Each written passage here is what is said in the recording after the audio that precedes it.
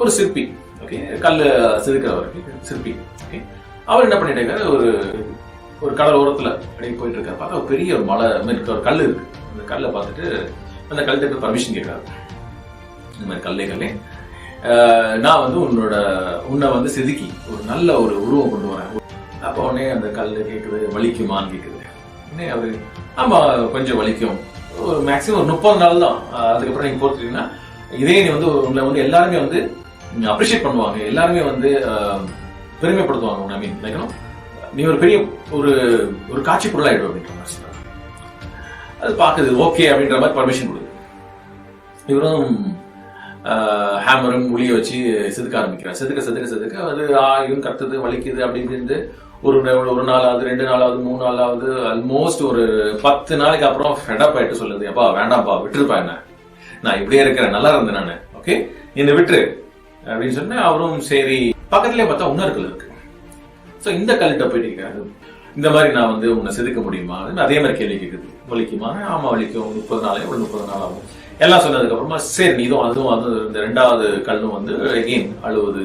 But பல்ல கடிச்சிட்டு okay இன்னும் 10 நாள் ஆயிடுச்சு, 15 நாள் ஆயிடுச்சு, 20 நாள் ஆயிடுச்சு அப்படின்னு சொல்லிட்டு 30ஆம் நாள் ஆயிடுச்சு. ஒரு அழகான ஒரு ஸ்டாச்சு அது உருவாக்குறாங்க. சரி வச்சு அவரு விட்டுட்டு போயிட்டாரு.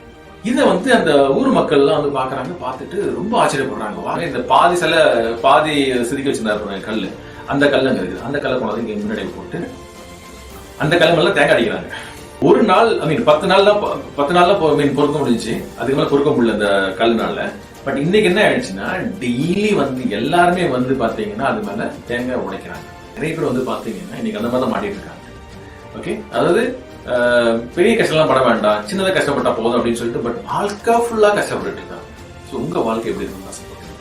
ஸோ ஈவன் நான் சொல்லுவேன், பிசினஸ் வந்து பாத்தீங்கன்னாலும் நிறைய சேலஞ்சஸ் வரும். ஓகே, நம்ம அடுத்த ஸ்டேஜுக்கு போனா இவ்வளவு ஈஸி கிடையாது. பட் நீங்க ஃபர்ஸ்ட் கல் மாதிரி இருக்கீங்களா, 2வது கல் மாதிரி இருக்கீங்களா, choice is yours. Okay, so again நான் சொல்றேன்னா இது எல்லாமே மைண்ட்ல ப்ரோக்ராம் பண்ண முடியுமா அப்படின்னா கண்டிப்பா முடியும். சேலஞ்சஸ் வந்து வாழ்க்கையில தேவை. பட் அந்த சேலஞ்சஸ் வந்து மைண்ட் பவர்ல எப்படி நான் இன்னும் ஃபாஸ்டா அச்சீவ் பண்ண முடியும்.